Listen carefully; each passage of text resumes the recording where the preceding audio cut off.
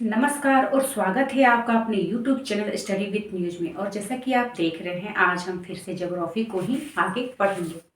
ठीक है, हम क्या पढ़ रहे थे? हम दोआब को पढ़ रहे थे। दोआब मतलब दो नदियों के बीच के क्षेत्र को दोआब कहते हैं, है ना। हमने यही अपने पिछले वीडियो में पढ़ा था। पंजाब, तो 5 नदियों के स्थान को पंजाब कहते हैं।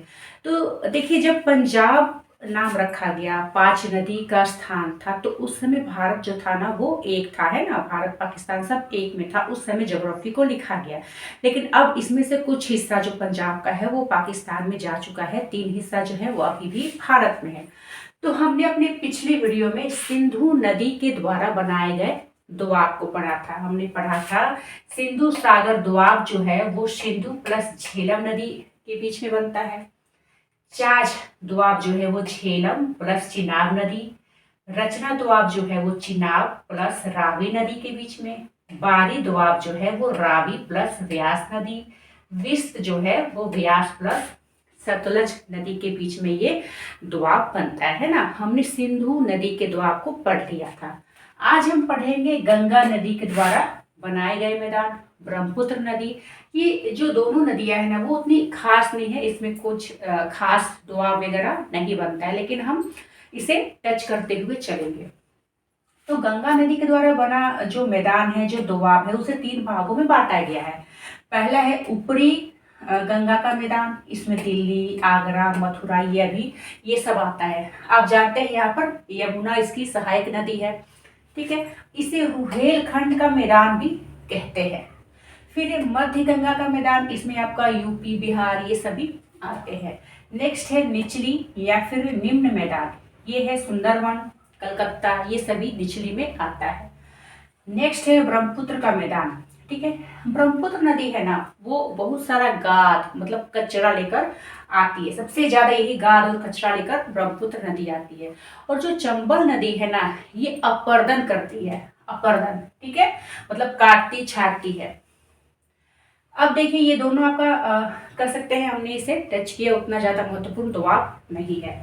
हमने अपने पिछले वीडियो में मतलब स्टार्टिंग जो किया था, हमने पढ़ा था उत्तर के विशाल पर्वतमाला, क्योंकि हमने पढ़ा था हिमालय जो है वो पर्वतों का समूह है ना।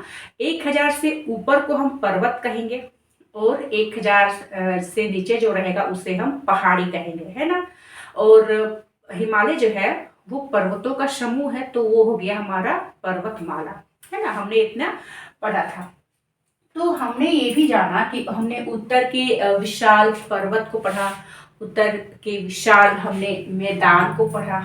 अब हम तीसरा जो टॉपिक है हमारा वो है दक्कन का पठार, दक्षिण का पठार। ठीक है, अब ये बना कैसे हम वो जानेंगे, है ना। हमने ऊपर का एरिया पढ़ लिया था पर्वत, बीच का एरिया हमने मैदान को भी टच किया। अब हम पढ़ेंगे दक्षिण का पठार। तो देखिए, कई हजार साल पहले यहाँ पर ये आप एरिया देखिए, पश्चिम की तरफ ये जो एरिया है यहाँ पर ज्वालामुखी का विस्फोट होता है। ठीक है, ज्वालामुखी का, क्योंकि प्लेट जो है ना वो घिसक जाता है, टकराता है, तो प्लेट में दरार पड़ता है। तो यहाँ पर कर सकते हैं ज्वालामुखी का विस्फोट होता है। विस्फोट होने के बाद मैग्मा बाहर निकलता है, ठंडा होता है, लावा बनता है।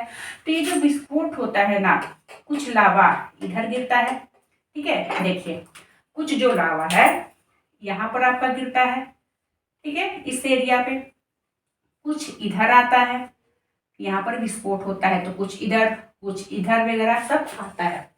ये ठंडा हो जाता है, यहीं पर आपका बनता है बेसाल्ट चट्टान, यहीं पर बनता है आपका क्या, दक्कन का पठार। ये काफी कठोर, इतना कठोर होता है कि इस पर कोई भी भूकंप का जो झटका है महसूस नहीं होता है। इसके कारण यहाँ पर बेसाल्ट चट्टान का निर्माण होता है, ये होता है काले रंग का।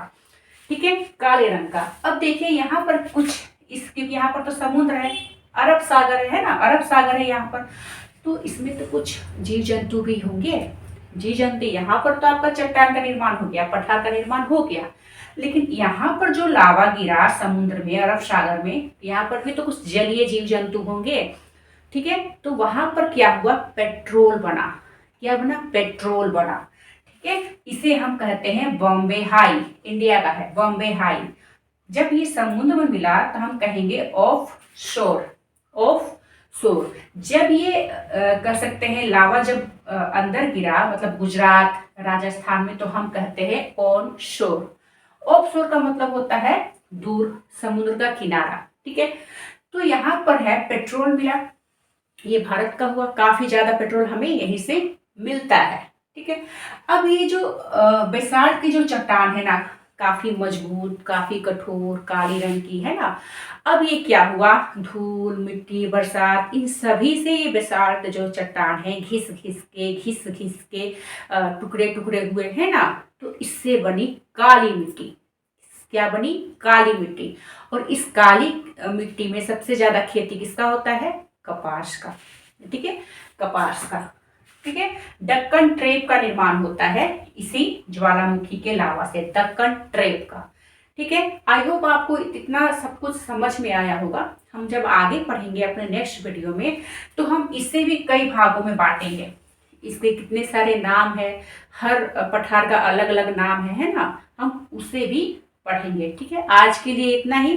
तो हमने जाना गंगा नदी का मैदान, ब्रह्मपुत्र का मैदान, दक्कन का पठार को हमने टच कर लिया है, काफी कुछ जान लिया है। नेक्स्ट वीडियो में हम इसी पठार को आगे पढ़ेंगे। तब तक के लिए धन्यवाद।